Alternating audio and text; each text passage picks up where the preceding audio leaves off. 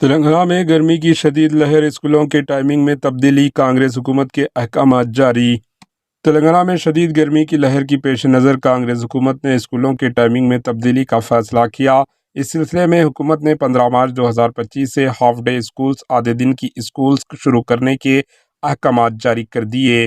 سرکاری نوٹیفکیشن کے مطابق 15 مارچ 2025 سے تمام اسکول صبح 8 بجے سے دوپہر 12:30 تک کھلے رہیں گی۔ اس کے بعد اسٹوڈنٹ کو مڈ ڈے میل دوپہر کا کھانا فراہم کیا جائے گا، جس کے بعد چھٹی دی جائے گی۔